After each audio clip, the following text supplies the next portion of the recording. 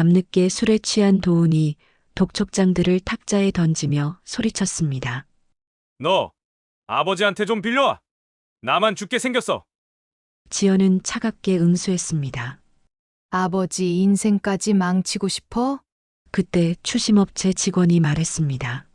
부인 회사를 담보로 하셨잖습니까? 지연의 얼굴이 하얗게 질렸습니다. 당신이 내 도장을 훔쳐서 더 많은 사연을 듣고 싶으시다면 구독과 좋아요, 댓글 부탁드립니다. 서울 외곽 오래된 주택가의 아침은 늘 조용했습니다. 좁은 골목길 사이로 스며드는 햇살이 낡은 기와 지붕을 따뜻하게 비추고 있었죠. 이곳에서 70년을 살아온 박성호는 마당 한 구석에 놓인 평상에 앉아 신문을 펼쳤습니다. 두껍게 낀 돋보기 너머로 정치면 기사들이 선명하게 들어왔죠. 국회의원 출신이라는 경력 때문인지 동네 사람들은 그를 볼 때마다 고개를 숙여 인사했습니다. 편의점에서 나오는 김 사장, 아침 산책을 나온 최 할머니, 출근길 서두르는 젊은 직장인들까지 모두가 성호를 보면 박 선생님, 안녕하세요라며 정중하게 인사했죠. 아, 네. 좋은 아침입니다. 성호는 온화한 미소로 답하며 신문을 접었습니다. 은퇴한 지 벌써 10년이 넘었지만 여전히 그는 이 동네에서는 권위의 상징이었죠. 근엄한 외모에 단정한 복장, 그리고 조용하면서도 위험 있는 말투.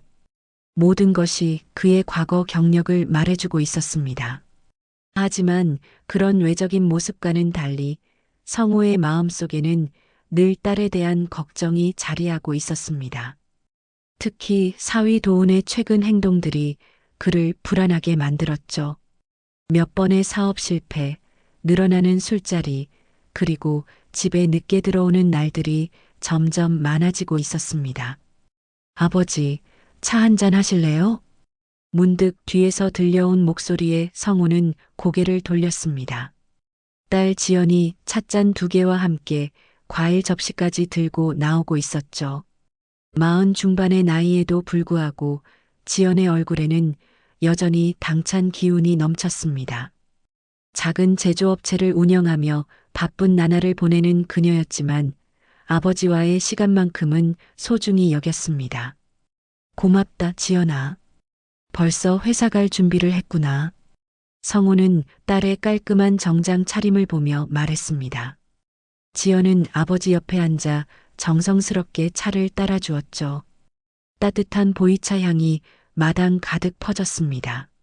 아직 시간이 조금 있어요. 아버지와 이야기할 시간은 언제나 만들어야죠. 지연의 말에 성우는 흐뭇한 표정을 지었습니다. 하지만 딸의 눈가에 어린 미묘한 피로감을 놓치지 않았죠.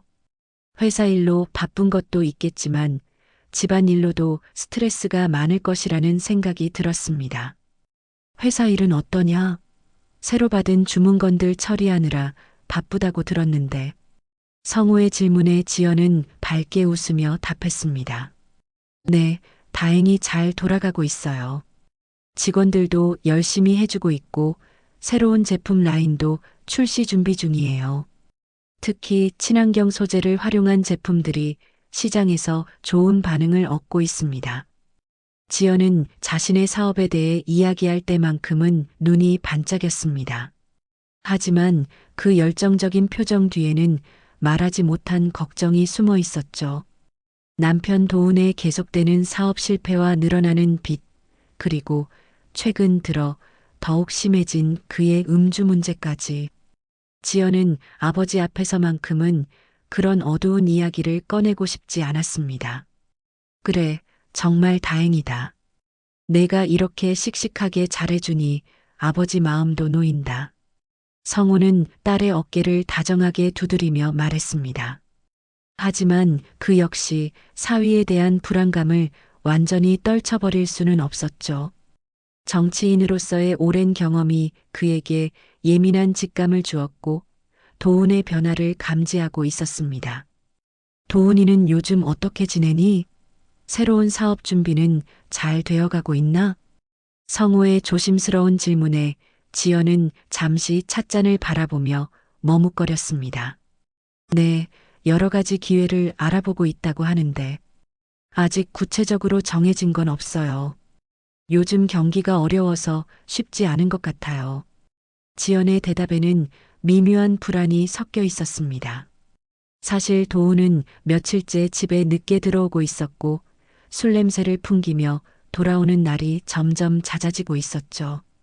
어젯밤에는 거실에서 누군가와 큰 소리로 전화 통화를 하는 모습을 목격하기도 했습니다. 하지만 그런 구체적인 이야기를 아버지에게 할 수는 없었습니다. 골목 저편에서 아이들의 웃음소리가 들려왔습니다. 등교 준비를 마친 초등학생들이 친구들과 함께 뛰어가고 있었죠. 평화로운 일상의 소리였습니다. 우유 배달부 아저씨의 오토바이 소리, 라디오에서 흘러나오는 트로트 음악, 빨래를 널며 이웃과 나누는 주부들의 수다까지 모든 것이 변함없는 일상이었죠. 하지만 지연의 마음속에는 이 평화가 언제까지 지속될 수 있을까라는 불안이 스며들고 있었습니다. 마치 잔잔한 호수 표면 아래에서 폭풍이 일어나기를 기다리는 것처럼 말입니다. 아버지, 이제 회사에 가봐야겠어요. 오늘 중요한 미팅이 있어서요. 지연은 찻잔을 비우며 일어섰습니다. 성우는 고개를 끄덕이며 딸을 배웅했죠. 지연이 골목 어귀로 사라질 때까지 바라보던 성우는 다시 평상에 앉아 깊은 생각에 잠겼습니다. 긴 정치 생활을 통해 터득한 직감이 그에게 말하고 있었습니다. 무언가 좋지 않은 일이 다가오고 있다고 말입니다. 그날 밤 평소보다 훨씬 늦은 시간이었습니다. 지연은 회사에서 돌아와 저녁 준비를 하고 있었는데 시계는 이미 10시를 넘기고 있었죠. 도우는 아직 집에 오지 않았습니다. 최근 들어 이런 일이 잦아지고 있었어요. 또 늦네.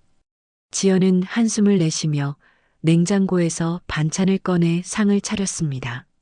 아버지는 이미 방에서 휴식을 취하고 계셨고 집안은 고요했죠. 그때 현관문이 거칠게 열리는 소리가 들렸습니다. 지연아, 지연아, 어디 있어? 도훈의 목소리였습니다. 하지만 평소와는 달리 술에 많이 취한 듯 했어요.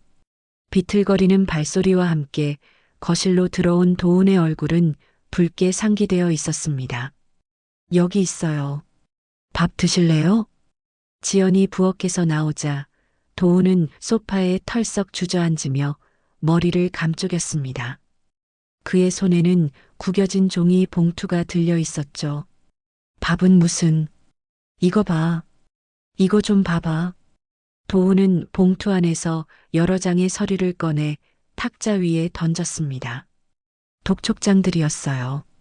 은행, 대부업체, 심지어 개인 채권자들의 이름까지 적힌 것들이 수북이 쌓였습니다. 이게 뭐예요? 지연의 얼굴이 창백해졌습니다. 서류들을 하나씩 집어들며 확인하는 그녀의 손이 떨리기 시작했죠. 금액들이 상상했던 것보다 훨씬 컸습니다. 뭐긴 뭐야. 빚이지, 빚. 내가 이 모양 이 꼴이 된 게 다 누구 때문인데. 도훈이 갑자기 소리를 지르며 일어섰습니다. 술 냄새가 진동했어요. 지연은 깜짝 놀라며 뒤로 물러섰죠. 조용히 해요. 아버지 깨시면 어떻게 해요? 아버지, 그 양반이 뭐가 그리 대단해서 국회의원 했다고 해서 뭐 특별한 줄 알아? 도훈의 말이 점점 험해지고 있었습니다. 지연은 가슴이 철렁 내려앉았어요. 이런 도훈의 모습을 본 건 처음이었거든요. 당신 지금 뭐 하는 거예요? 정신 차려요. 정신 차리긴 뭘 차려. 너 아버지한테 좀 빌려와. 그냥 조금만. 나 정말 죽겠어. 이 사람들이 진짜 가만 안 둬. 도훈이 지연의 팔을 붙잡으며 애원하듯 말했습니다. 하지만 그 눈빛에는 절망과 분노가 뒤섞여 있었어요. 안 돼요. 아버지께 그런 말씀 드릴 수 없어요. 지연이 단호하게 거절하자 도훈의 표정이 급변했습니다. 아, 너 지금 나한테 이러는 거야? 내가 누구 때문에 이렇게 됐는데. 누구 때문에요? 당신이 사업을 잘못해서 그런 거 아니에요? 지연도 참았던 화가 터져 나왔습니다. 그동안 꾹꾹 눌러 담고 있던 스트레스와 불안이 한꺼번에 폭발한 거죠. 사업을 잘못해? 야, 나 처음에 사업 시작할 때 누가 반대했어? 너 아버지 아니었어? 그때 제대로 지원이나 해줬으면 이렇게 안 됐어. 그건 그때 상황이 어려웠잖아요. 그리고 당신도 처음엔 혼자 해보겠다고 했으면서 두 사람의 목소리가 점점 커지고 있었습니다. 거실에 울려 퍼지는 고함 소리는 얇은 벽을 통해 이웃집까지 새어나가고 있었어요. 아무튼 안 돼. 나 진짜 죽어. 이 사람들이 내일까지 돈 안 갖고 오면 가만 안 둔다고 했어. 너라도 좀 도와줘야 하는 거 아니야? 어떻게 도와달라는 거예요? 회사 돈을 가져오라는 거예요? 지연의 날카로운 질문에 도훈이 잠시 입을 다물었습니다. 그러더니 갑자기 비웃듯 웃으며 말했어요. 회사 돈? 그것도 좋은 생각이네. 어차피 너 회사도 내가 초기에 도와준 거 있잖아. 당신 지금 정말 미쳤어요? 그게 당신 돈이에요? 직원들 월급도 줘야 하고 납품업체 대금도 줘야 하는데. 직원들? 납품업체? 야, 나 죽으면 그런 게 무슨 소용이야. 도훈이 탁자를 주먹으로 쳤습니다. 탁자 위에 찻잔이 덜컹거리며 소리를 냈어요. 바로 그때 뒤쪽 방에서 문이 열리는 소리가 났습니다. 성우가 잠옷 차림으로 나타났죠. 그의 얼굴에는 심각한 표정이 어려 있었어요. 무슨 일이냐? 밤늦게 왜 이렇게 시끄럽게 하는 거냐? 성우의 목소리는 조용했지만 그 안에는 권위가 담겨 있었습니다. 도훈은 갑자기 주눅이 들어 소파에 다시 앉았어요. 아, 아버님. 저기 그게. 도훈 씨 술 드셨군요. 지연아, 무슨 일인지 설명해 보렴. 성우는 상황을 한눈에 파악하고 있었습니다. 탁자 위에 흩어진 독촉장들, 술에 취한 사위, 그리고 놀란 표정의 딸까지. 모든 것이 그가 예상했던 최악의 상황으로 흘러가고 있었어요. 지연은 아무 말도 할 수 없었습니다. 이런 모습을 아버지께 보여드리고 싶지 않았는데 결국 들키고 만 거죠. 바로 그 순간이었습니다. 옆집에서 벽을 두드리는 소리가 들렸어요. 이 시간에 너무 시끄러워요. 이웃의 항해 소리였습니다. 성우의 얼굴이 더욱 굳어졌어요. 동네에서의 체면 그리고 가족의 평화가 한순간에 무너지고 있었습니다. 작은 균열이 시작된 것입니다. 그리고 이 균열은 곧 동네 전체로 번져나갈 예정이었죠. 다음 날 아침 편의점 앞에서 만난 이웃들이 수군거리는 소리가 들려올 것입니다. 어젯밤에 박 선생님 집에서 무슨 일 있었던 것 같던데. 소문의 씨앗이 뿌려진 밤이었습니다. 다음 날 아침 평소와 다른 공기가 동네에 감돌고 있었습니다. 지연은 일찍 집을 나서려 했지만 대문을 열자마자 마주친 건 이웃들의 시선이었어요. 길 건너편에서 화분에 물을 주던 김아주머니가 힐끗힐끗 이쪽을 바라보고 있었죠. 안녕하세요. 지연이 인사를 건넸지만 김아주머니는 어색한 미소만 지으며 고개를 끄덕였습니다. 평소 같으면 어디 가세요? 라며 친근하게 말을 걸었을 텐데 오늘은 달랐어요. 편의점 앞에는 여느 때와 다름없이 동네 아주머니들이 모여 있었습니다. 하지만 지연이 지나가자 갑자기 대화가 끊어졌어요. 그리고 그녀가 모퉁이를 돌자마자 다시 웅성거리는 소리가 들렸죠. 어젯밤에 정말 시끄럽더라. 박 선생님 집에서 그런 일이 있을 줄이야. 사위분이 좀 문제가 있는 것 같던데. 지연의 걸음이 빨라졌습니다. 가슴이 답답하고 얼굴이 화끈거렸어요. 동네에서 이런 시선을 받는 건 처음이었거든요. 아버지가 국회의원 출신이라는 이유로 늘 존경받던 집안이었는데 하루아침에 이런 상황이 된 거죠. 회사에 도착한 지연은 평소보다 더 일에 집중하려고 노력했습니다. 하지만 직원들의 시선도 어딘지 모르게 달랐어요. 회계팀의 이 과장이 조심스럽게 다가왔죠. 사장님, 혹시 괜찮으세요? 안색이 좀. 네, 괜찮습니다. 그냥 좀 피곤해서요. 지연은 억지로 웃으며 답했습니다. 하지만 이 과장의 눈빛에서 뭔가 더 말하고 싶어 하는 기색을 느꼈어요. 점심시간이 되자 직원들이 식당에서 모여 앉아 수군거리는 소리가 들렸습니다. 지연이 지나가자 대화가 뚝 끊어졌죠. 그 순간 지연은 깨달았습니다. 소문이 회사까지 번졌구나. 사장님 남편분이 사업을 크게 망쳤다던데. 빚이 엄청나다는 얘기도 있던데. 괜찮을까요? 우리 회사는. 직원들의 걱정 섞인 대화가 귓가에 맴돌았습니다. 지연은 사무실로 돌아와 문을 닫고 책상에 앉았어요. 손이 떨리고 있었죠. 그런데 바로 그때 휴대폰이 울렸습니다. 모르는 번호였어요. 여보세요? 박지연 씨죠? 저는 민사채권 추심업체에서 나온 김대리라고 합니다. 김도훈 씨 관련해서 연락드렸는데요. 지연의 얼굴이 하얗게 질렸습니다. 회사로까지 추심업체에서 연락이 온 거였어요. 저희가 김도훈 씨와 연락이 안 되어서요. 부인분께 연락드린 겁니다. 빠른 시일 내에 해결해 주셨으면 하는데. 잠깐만요. 저는 남편 빚과는 상관없어요. 그런 연락 회사로 하지 마세요. 지연이 단호하게 말했지만 상대방은 계속했습니다. 아, 그런데 김도훈 씨가 부인 회사를 담보로 하겠다는 얘기를 하셔서요. 뭐라고요? 지연이 벌떡 일어섰습니다. 목소리가 커졌는데 사무실 밖에 직원들이 힐끗거리는 게 보였어요. 그런 일은 절대 있을 수 없습니다. 다시는 회사로 연락하지 마세요. 전화를 끊고 나서 지연은 주저앉았습니다. 도훈이 자신 모르게 회사를 담보로 뭔가를 하려 했다는 사실에 충격을 받았어요. 한편 집에서는 성우가 마당에 앉아 신문을 읽고 있었습니다. 하지만 집중이 안 됐어요. 이웃들의 시선이 평소와 달랐거든요. 박 선생님, 안녕하세요. 지나가던 최 할머니가 인사를 했는데 그 표정에 동정과 걱정이 섞여 있었어요. 네, 안녕하세요. 성우가 답하자 최 할머니가 조심스럽게 말했습니다. 집안일이 좀 힘드시죠? 사위분이. 괜찮습니다. 별일 아니에요.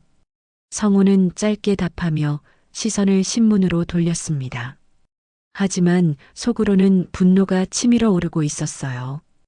평생 쌓아온 명예가 하루아침에 흔들리고 있었거든요. 편의점에서는 더욱 노골적인 대화가 오가고 있었습니다. 박 선생님 딸도 참 고생이 많겠어. 국회의원 출신이면 뭐해? 사위를 잘못 만나면 소용없지. 그러게 말이야. 아무리 집안이 좋아도 사위가 저러면. 빚쟁이들이 찾아왔다던데? 어젯밤에 정말 난리도 아니었어. 소문은 점점 과장되어 퍼져나가고 있었습니다. 실제보다 더 심각하게, 더 자극적으로 변해가면서 말이죠. 저녁 시간이 되었을 때 지연은 지친 모습으로 집에 돌아왔습니다. 도훈은 어디 갔는지 보이지 않았어요. 성우는 거실에서 텔레비전을 보고 있었는데 딸의 표정을 보자마자 무슨 일인지 알 수 있었죠. 힘들었구나. 성우의 말에 지연은 참고 있던 눈물이 터져 나왔습니다. 아버지, 죄송해요. 이런 일로 아버지께 누를 끼쳐드려서. 괜찮다. 이건 내 잘못이 아니야. 하지만 성우의 표정은 결코 괜찮지 않았어요. 그의 눈빛에는 차갑고 단호한 결의가 서려 있었죠. 도훈이는 어디 있냐? 모르겠어요. 아침에 나간 후로 연락이 없어요. 바로 그때 현관문이 열렸습니다. 도훈이 들어왔는데 어젯밤보다 더 초췌한 모습이었어요. 그리고 그 뒤로 정장을 입은 남자 2명이 따라 들어왔죠. 실례합니다. 저희는 채권 추심업체에서 나왔습니다. 집안의 공기가 순간 얼어붙었습니다. 소문이 현실이 되어 그들의 집 안으로 침입해 들어온 순간이었어요. 실례합니다. 저희는 채권 추심업체에서 나왔습니다. 정장을 입은 남자의 말에 거실 안이 얼어붙었습니다. 성우는 천천히 자리에서 일어나 그들을 바라보았어요. 오랜 정치 경험으로 단련된 그의 눈빛에는 위험이 서려 있었죠. 무슨 일로 남의 집에 함부로 들어오는 겁니까? 성우의 차갑고 단호한 목소리에 추심업체 직원들이 잠시 주춤했습니다. 하지만 이내 서류 가방에서 문서를 꺼내며 말했어요. 김도훈 씨와 약속한 시간인데 연락이 안 되어서 직접 찾아왔습니다. 오늘까지 2천만 원을 변제하기로 하셨는데 2천만 원? 지연의 얼굴이 창백해졌습니다. 어젯밤에 본 독촉장들보다 훨씬 큰 금액이었어요. 저기, 잠깐만요. 제가 설명드릴게요. 도훈이 비틀거리며 앞으로 나섰습니다. 하루 종일 술을 마셨는지 얼굴이 벌겋게 상기되어 있었어요. 아버님, 죄송합니다. 제가 좀 급한 일이 있어서. 도훈 씨, 정확히 뭘 한 겁니까? 성우의 질문에 도훈은 말을 더듬었습니다. 그때 추심업체 직원이 서류를 내밀었어요. 여기 계약서가 있습니다. 김도훈 씨가 부인의 회사 지분을 담보로 대출을 받으셨는데. 뭐라고요? 지연이 소리쳤습니다. 그 순간 온몸에 소름이 돋았어요. 자신도 모르는 사이에 회사가 담보로 잡혀 있었다는 사실이 믿어지지 않았거든요. 그건 아직 정식 계약이 아니에요. 제가 그냥 알아보기만 한 거고. 도훈이 변명했지만 추심업체 직원은 냉정하게 말했습니다. 이미 1차 계약금을 받으셨잖습니까? 그리고 오늘까지 나머지 금액을 처리하지 않으면 본격적인 절차에 들어간다고 말씀드렸는데요. 성우가 서류를 받아 천천히 읽어보았습니다. 그의 얼굴이 점점 굳어져 갔어요. 정치인 시절 수많은 법률 문서를 다뤄본 경험으로 이 계약이 얼마나 심각한 상황인지 단번에 파악했거든요. 내가 감히 우리 집안을 팔아먹으려 했어? 성우의 목소리는 조용했지만 그 안에 담긴 분노는 섬뜩할 정도였습니다. 지연은 처음 보는 아버지의 모습에 소스라쳤어요. 아버님, 그게 아니라 저도 어쩔 수 없는 상황이었어요. 다른 사람들이 저를 위협하고 있어서. 위협? 그래서 내 딸의 피와 땀으로 만든 회사를 담보로 잡으려 했다는 말이냐? 성우의 손이 미세하게 떨리고 있었습니다. 분노를 억누르려 애쓰고 있었거든요. 추심업체 직원들은 이 가족의 내부 갈등을 지켜보며 기다렸습니다. 이런 상황은 그들에게 익숙한 일이었어요. 어쨌든 오늘 중으로 해결하셨어야 하는데 시간이 늦었네요. 내일부터는 법적 절차를 밟을 수밖에 없습니다. 잠깐만요. 지연이 급하게 말했습니다. 제가 몰랐던 일이에요. 제 회사를 담보로 한 계약이라면 제 동의 없이는 무효 아닌가요? 그런데 부인명의 계좌에서 이미 1차 금액이 인출되었거든요. 김도훈 씨가 부인의 인감도장과 통장을 가지고 와서 직접 처리하셨는데요. 지연의 다리에 힘이 빠졌습니다. 소파에 주저앉으며 도훈을 바라보았어요. 믿을 수 없다는 표정으로 말이죠. 당신이 내 도장을 훔쳐서? 지연아, 미안해. 정말 급해서. 나만 살려고 한 게 아니라 우리 집안을 생각해서. 우리 집안? 우리 집안을 생각했다면 어떻게 이런 짓을 할 수 있어요? 지연의 목소리가 갈라졌습니다. 배신감과 분노, 그리고 절망이 한꺼번에 몰려왔거든요. 성우는 잠시 조용히 상황을 정리했습니다. 그리고 추심업체 직원들에게 말했어요. 오늘은 늦었으니 돌아가시죠. 내일 오전에 제대로 된 답변을 드리겠습니다. 하지만 내일 오전 10시에 답변을 드린다고 했습니다. 성우의 단호한 말투에 추심업체 직원들도 더 이상 버틸 수 없었습니다. 그들이 나간 후 집안은 무거운 침묵에 휩싸였어요. 아버지, 지연이 조심스럽게 말을 꺼냈지만 성우는 손을 들어 말렸습니다. 지연아, 내 어머니 산소에 다녀와라. 혼자 생각할 시간이 필요하다. 지연은 아버지의 말에 따라 집을 나섰습니다. 저녁 노을이 지는 하늘 아래로 걸어가는 그녀의 뒷모습이 쓸쓸해 보였어요. 어머니의 묘소에 도착한 지연은 무덤 앞에 앉아 눈물을 흘렸습니다. 엄마, 저 왜 이렇게 같은 실수를 반복하는 걸까요? 처음에 도훈이를 만날 때부터 뭔가 불안했는데 그때 엄마 말을 들었어야 했나 봐요. 바람이 불어와 나뭇잎들이 살랑거렸습니다. 마치 어머니가 대답하는 것 같았어요. 이제 어떻게 해야 할지 모르겠어요. 회사 직원들한테도 미안하고 아버지께도 죄송하고 저 혼자 감당하기엔 너무 큰 일이 된 것 같아요. 지연의 독백이 저녁 공기에 스며들었습니다. 그녀의 내적 갈등은 극에 달하고 있었어요. 한편 집에서는 성우가 도훈과 단둘이 마주 앉아 있었습니다. 도훈 씨, 이제 정말 솔직하게 말해보시오. 빚이 정확히 얼마나 됩니까? 도훈은 고개를 숙인 채 대답했습니다. 총 5천만 원 정도 됩니다. 5천만 원?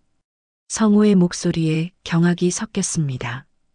예상했던 것보다 훨씬 큰 금액이었거든요. 그리고 사실 지연이 모르는 계좌가 하나 더 있어요.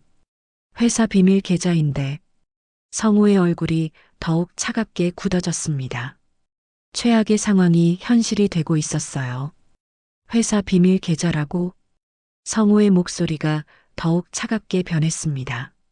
도훈은 고개를 들지 못한 채 작은 목소리로 말했어요. 지연이가 만든 회사 운영자금 계좌요.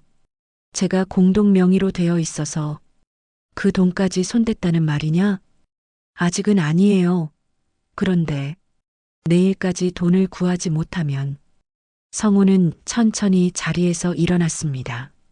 70년을 살아오면서 이런 배신감을 느껴본 적이 없었어요. 딸을 위해 평생 쌓아온 모든 것이 하루아침에 무너지고 있었거든요. 다음 날 아침 지연이 회사에 도착했을 때 이미 상황은 걷잡을 수 없이 흘러가고 있었습니다. 회계팀 이 과장이 급하게 달려왔어요. 사장님, 큰일 났습니다. 운영자금 계좌에서 3천만 원이 빠져나갔어요. 지연의 얼굴이 하얗게 질렸습니다. 언제요?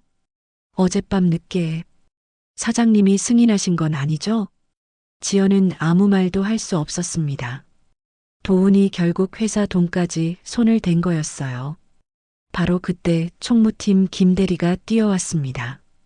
사장님, 직원들이 다 모였는데 뭔가 이상해요. 다들 불안해하고 있어요. 지연이 사무실을 나가보니 평소보다 일찍 출근한 직원들이 모여서 수군거리고 있었어요. 그들의 표정에는 걱정과 불안이 가득했죠. 사장님, 영업팀 박 차장이 조심스럽게 다가왔습니다. 혹시 회사에 무슨 문제라도 생긴 건 아닌가요? 어제 추심업체에서 전화가 몇 번 왔는데 추심업체에서 회사로 전화를? 네, 사장님 남편분 관련해서. 그리고 인터넷에 좀 이상한 글들이 올라오고 있어요. 박 차장이 스마트폰을 꺼내 보여줬습니다. 지역 커뮤니티 사이트에 글이 올라와 있었어요. 국회의원 출신 박성호 씨 사위, 사채업체와 연루. 중소기업 대표 남편의 거액빚 파동. 지연의 손이 떨렸습니다. 인터넷까지 번진 거였어요. 댓글들도 악의적이었죠. 저 회사 망하는 거 아닌가? 직원들 불쌍하다. 월급이나 제대로 받을 수 있을까? 국회의원 딸도 별거 없네. 지연은 휴대폰을 내려놓고 직원들을 바라봤습니다. 20명의 직원들이 불안한 눈빛으로 그녀를 바라보고 있었어요. 이들은 모두 지연을 믿고 따라온 사람들이었죠. 여러분, 지연이 입을 열었습니다. 목소리가 떨렸지만 최대한 담담하게 말하려고 노력했어요. 제 개인적인 문제로 여러분께 걱정을 끼쳐드려서 정말 죄송합니다. 하지만 회사는 괜찮습니다. 제가 책임지겠습니다. 그때 갑자기 현관문이 열리며 여러 명이 들어왔습니다. 경찰이었어요. 박지연 씨 계시나요? 횡령 및 사기 혐의로 고발이 접수되어서 조사가 필요합니다. 직원들 사이로 술렁거리는 소리가 났습니다. 지연은 상황을 파악할 수 없었어요. 무슨 고발이요?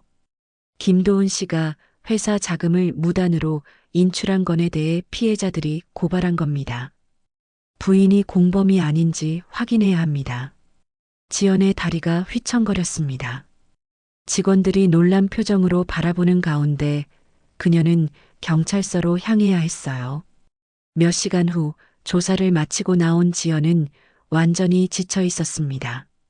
다행히 그녀가 직접적인 공범은 아니라는 결론이 났지만 언론에서는 이미 기사를 내보내고 있었어요. 중소기업 대표 남편의 횡령 사건의 연루, 국회의원 출신 박성호 씨 가족, 사채업체 파동, 집으로 돌아가는 길 지연의 휴대폰이 계속 울렸습니다. 기자들의 전화였어요. 박지연 대표님, 남편분의 횡령에 대해 한 말씀 해주시죠. 회사 운영에 차질은 없을까요? 지연은 전화를 받지 않고 집으로 향했습니다. 하지만 집 앞에도 기자들이 기다리고 있었어요. 박지연 씨, 남편분과 공모한 게 맞습니까? 회사 직원들에게 사과할 말씀은 없나요? 지연은 고개를 숙인 채 집 안으로 들어갔습니다. 성우가 거실에서 기다리고 있었어요. 텔레비전에서는 뉴스가 나오고 있었죠. 국회의원 출신 박성호 씨의 사위 김도훈 씨가 아내 회사의 자금을 횡령한 혐의로 조사받고 있습니다. 피해 규모는 수천만 원으로 추정되며 성우가 리모컨으로 텔레비전을 껐습니다. 그리고 지연을 바라보며 말했어요. 앉아라. 지연이 소파에 앉자 성우는 조용하지만 단호한 목소리로 말했습니다. 내 결정을 말하겠다. 아버지, 기자회견을 하겠다. 그리고 공개적으로 선언할 것이다. 김도훈은 더 이상 우리 집안 사람이 아니라고. 지연의 눈에서 눈물이 흘러내렸습니다. 아버지, 그러면 저는 어떻게 해요? 너는 내 길을 가야 한다. 이제 내 보호막 뒤에 숨지 말고 스스로의 힘으로 서야 할 때다. 성우의 말은 차갑게 들렸지만 그 안에는 딸에 대한 깊은 사랑이 담겨 있었어요. 더 이상 자신의 명예 뒤에 숨겨둘 수 없다는 판단이었죠. 다음 날 성우는 기자들 앞에 섰습니다. 김도훈은 더 이상 우리 집안 사람이 아닙니다. 그가 저지른 일에 대해서는 법이 심판할 것입니다. 제 딸 박지연은 피해자입니다. 그녀를 더 이상 괴롭히지 마십시오. 성우의 냉정한 선언이 뉴스로 보도되었습니다. 지연은 텔레비전 앞에서 그 모습을 지켜보며 가슴이 무너지는 것을 느꼈어요. 아버지의 결정이 옳다는 것을 알면서도 동시에 마지막 보호막마저 사라진 듯한 공허함을 느꼈거든요. 하지만 바로 그 순간 지연은 깨달았습니다. 이제 정말로 혼자 서야 할 때라는 것을 말입니다. 성우의 기자회견 이후 사흘째 되는 날 지연은 평소보다 일찍 회사에 도착했습니다. 하지만 회사 앞 상황이 심상치 않았어요. 경비 아저씨가 급하게 달려왔거든요. 사장님, 큰일 났습니다. 새벽부터 도훈 씨가 회사 앞을 서성거리고 있어요. 뭔가 이상해 보여서 경찰에 신고할까 했는데 지연의 얼굴이 굳어졌습니다. 도훈이 포기하지 않고 있었던 거죠. 회사에 들어서자마자 회계팀 이 과장이 뛰어왔습니다. 사장님, 은행에서 긴급 연락이 왔어요. 대출 즉시 상환 통보가 나왔습니다. 그리고 이 과장의 얼굴이 창백했어요. 또 다른 계좌에서 2천만 원이 인출됐어요. 어젯밤에요. 뭐라고요? 지연이 소리쳤습니다. 도훈이 또 다른 방법으로 회사 돈을 빼간 거였어요. 바로 그때 현관문이 거칠게 열리며 도훈이 들어왔습니다. 며칠 동안 씻지 않은 듯 초췌한 모습이었지만 눈빛만은 광기에 차 있었어요. 지연아, 지연아, 당신 지금 뭐 하는 거예요? 나가세요. 나가긴 뭘 나가. 내가 이렇게 된 게 다 누구 때문인데. 도훈이 사무실로 뛰어들어가려 하자 직원들이 막아섰습니다. 하지만 그는 이미 정상이 아니었어요. 내 돈이야. 내가 처음에 투자한 돈이라고. 다 내 거야. 보안요원 불러주세요. 지연이 직원들에게 소리쳤습니다. 상황이 심각해지고 있었어요. 그때 갑자기 도훈이 주머니에서 뭔가를 꺼냈습니다. 작은 칼이었어요. 아무도 움직이지 마. 지연아, 너 나랑 같이 은행 가자. 담보대출 서류에 사인해. 직원들 사이로 비명이 터져 나왔습니다. 지연은 차분하게 도훈을 바라보며 말했어요. 도훈 씨, 칼 내려놓으세요. 이러면 안 돼요. 안 되긴 뭐가 안 돼. 나 진짜 죽을 것 같아. 이 사람들이 오늘 돈 안 갖고 오면 나를 죽인다고 했어. 도훈의 손이 심하게 떨리고 있었습니다. 완전히 절망에 빠진 사람의 모습이었어요. 바로 그 순간 회사 문이 열리며 성우가 들어왔습니다. 경비 아저씨가 급히 연락을 드린 거였어요. 도훈 씨. 성우의 목소리는 조용했지만 권위가 있었습니다. 도훈이 깜짝 놀라며 돌아봤어요.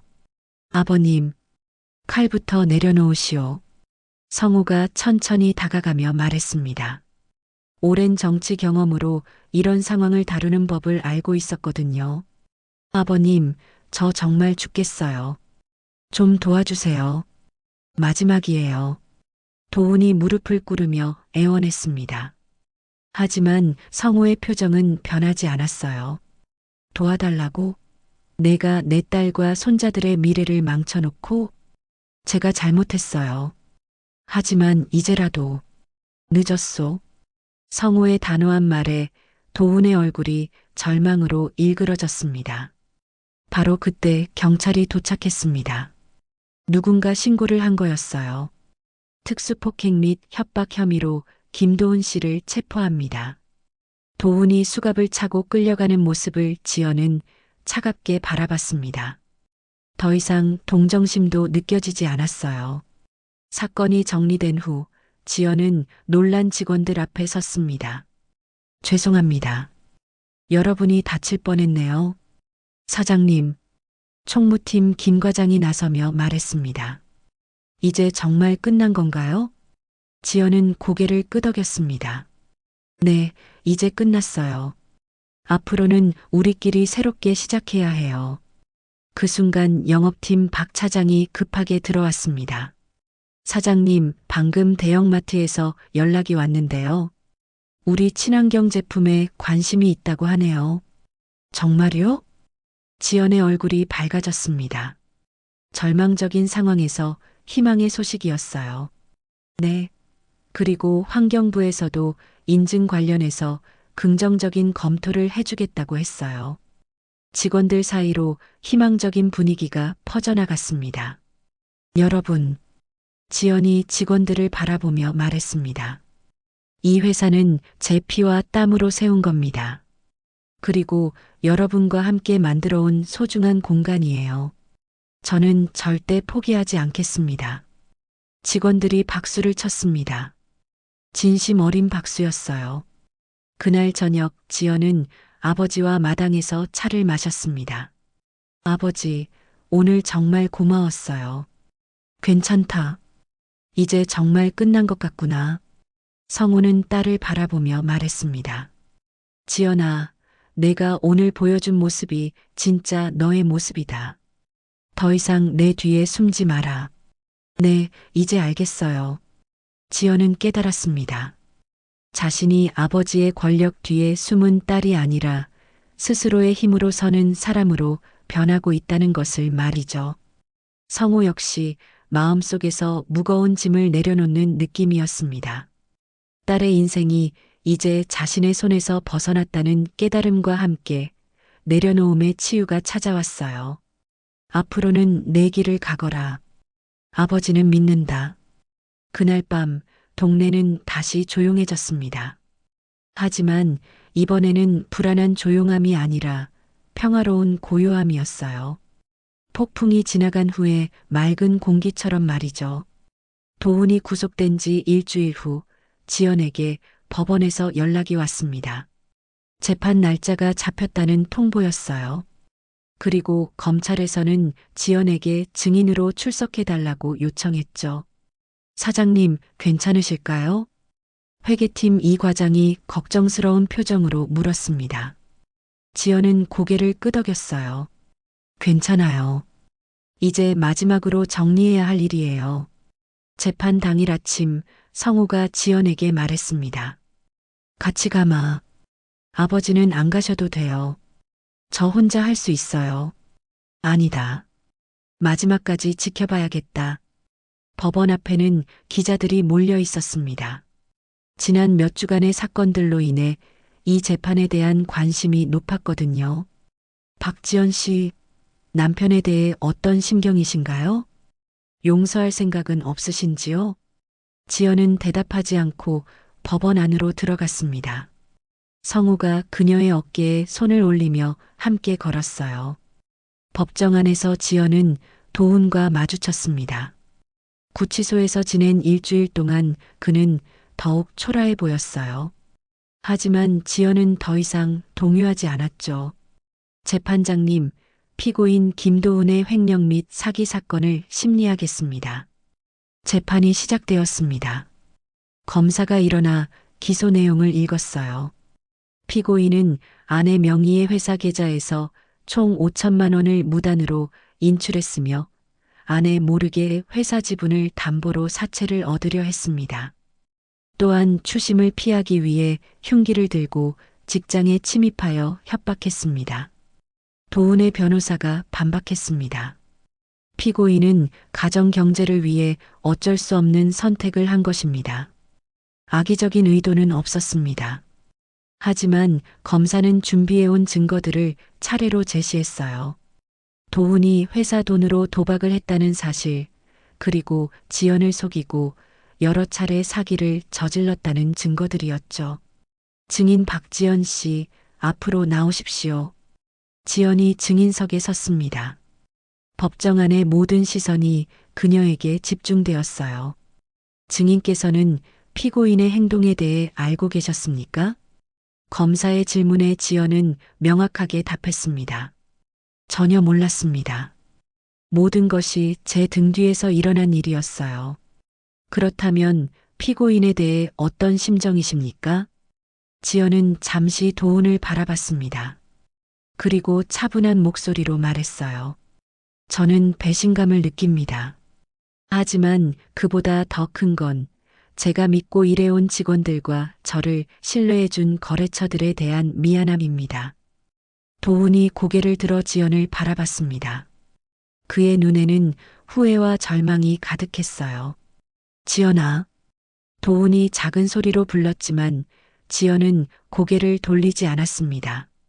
변호사가 최종 변론에서 도훈을 위해 선처를 호소했습니다. 피고인은 깊이 반성하고 있습니다. 가족에게 용서를 구하고 싶어 합니다. 하지만 재판장이 도훈에게 직접 물었습니다. 피고인, 마지막으로 하고 싶은 말이 있습니까? 도훈이 떨리는 목소리로 일어났습니다. 재판장님, 그리고 지연아. 그는 지연을 바라보며 말했어요. 내가 이 꼴 된 게 다 너 때문이야. 법정 안이 술렁거렸습니다. 마지막 순간까지도 도훈은 자신의 잘못을 인정하지 않고 있었어요. 나만 나쁜 놈이야? 너도 나를 제대로 도와주지 않았잖아. 조용히 하십시오. 재판장이 호통을 쳤지만 도우는 계속했습니다. 아버지도 마찬가지야. 처음부터 나를 못마땅해 했으면서. 성우가 자리에서 일어나려 했지만 지연이 손으로 말렸어요. 그리고 차가운 눈빛으로 도훈을 바라보며 말했습니다. 김도훈 씨, 지연의 목소리가 법정에 울려 퍼졌습니다. 당신이 무너뜨린 건 돈이 아니에요. 신뢰였어요. 저와 우리 가족, 그리고 함께 일하는 사람들의 신뢰를 말이에요. 도훈의 얼굴이 창백해졌습니다. 당신은 마지막까지도 자신의 잘못을 남 탓으로 돌리고 있네요. 그런 사람과는 더 이상 함께할 수 없어요. 지연의 말에 법정이 조용해졌습니다. 도훈은 아무 말도 하지 못한 채 고개를 숙였어요. 검사가 최종 구형을 했습니다. 피고인의 범행은 계획적이고 반복적이었으며 마지막까지 반성의 기미가 보이지 않습니다. 징역 3년을 구형합니다. 재판장이 선고했습니다. 피고인 김도훈에게 징역 2년 6월을 선고합니다. 도훈이 무릎이 꺾이며 주저앉았습니다. 하지만 아무도 그를 동정하지 않았어요. 재판이 끝나고 법정을 나서는 지연에게 기자들이 몰려들었습니다. 박지연 씨, 남편의 선고에 대해 어떻게 생각하시나요? 앞으로 어떤 계획이 있으신지요? 지연은 잠시 걸음을 멈추고 기자들을 바라봤습니다. 저는 이제 새로운 시작을 할 겁니다. 저를 믿어주는 사람들과 함께 정직하게 살아가겠습니다. 남편을 용서할 생각은 없으신가요? 용서는 시간이 필요한 일입니다.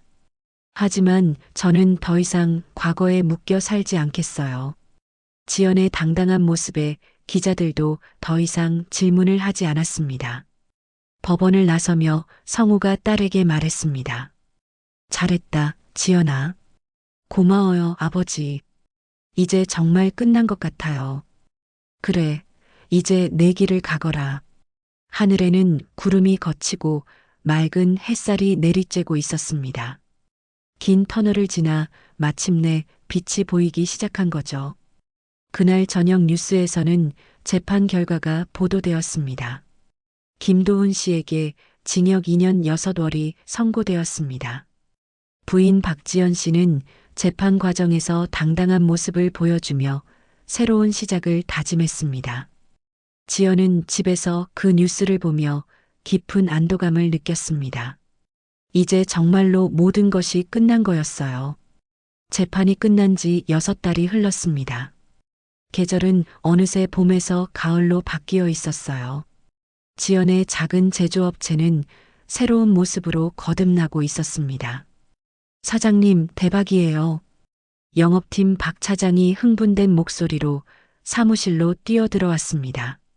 환경부 인증받은 친환경 제품이 대형마트 3곳에서 동시에 런칭하기로 했대요. 정말요? 지연의 얼굴이 환하게 밝아졌습니다. 그동안의 노력이 결실을 맺고 있었어요. 그리고 온라인 쇼핑몰에서도 주문이 계속 들어오고 있어요. 정직한 회사라는 이미지가 오히려 도움이 되고 있다니까요. 직원들이 하나둘씩 모여들었습니다. 모두들 기뻐하는 표정이었어요. 사장님 덕분이에요. 그때 포기하지 않고 끝까지 버텨주셔서요. 회계팀 이 과장의 말에 지연은 고개를 저었습니다. 제 덕분이 아니라 우리 모두 함께 해낸 일이에요. 정말 고마워요. 그 순간 지연은 깨달았습니다. 진정한 성공은 혼자 이루는 게 아니라는 것을 말이죠. 점심시간 지연은 동네 식당에서 혼자 밥을 먹고 있었습니다. 예전과 달리 이제 사람들의 시선이 따뜻했어요. 지연이 참 대단하다니까. 그래, 저런 어려움을 겪고도 다시 일어서다니. 우리 딸도 지연이처럼 강하게 키워야겠어. 이웃들의 대화가 들려왔습니다. 소문은 이제 비난이 아닌 칭찬으로 바뀌어 있었어요. 식당을 나서는 길에 편의점 앞에서 김아주머니를 만났습니다. 지연아, 요즘 잘 되어 간다면서? 정말 다행이다. 네, 아주머니. 걱정 많이 해주셔서 고마워요. 그때 정말 마음 아팠는데 이렇게 잘 이겨내는 걸 보니 얼마나 기특한지 모르겠다. 김아주머니의 따뜻한 격려에 지연은 깊은 감동을 느꼈습니다. 회사로 돌아가는 길에 지연의 휴대폰이 울렸습니다. 낯선 번호였어요. 여보세요? 박지연 씨인가요? 저는 KBS 다큐멘터리 팀에서 일하는 김 PD라고 합니다. 네. 혹시 인터뷰 요청을 드려도 될까요? 위기를 극복한 중소기업에 대한 프로그램을 제작 중인데 박지연 씨 이야기를 꼭 담고 싶어서요. 지연은 잠시 망설였습니다. 하지만 이제는 자신의 이야기를 당당하게 할 수 있다는 생각이 들었어요. 네, 좋습니다. 그날 저녁 지연은 아버지와 함께 마당에서 저녁을 먹었습니다. 성우는 요즘 들어 훨씬 편안해 보였어요. 아버지, 요즘 어떠세요? 좋다. 정말 좋아. 이제야 진짜 쉬는 것 같구나. 성우는 정원 의자에 앉아 신문을 보고 있었습니다. 예전처럼 정치면을 보는 것이 아니라 사회면과 문화면을 즐겁게 읽고 있었어요. 지연아, 내가 이렇게 잘해주니 아버지는 정말 자랑스럽다. 아버지 덕분이에요. 그때 포기하지 말라고 격려해 주셔서요. 아니다. 이건 순전히 내 힘이야.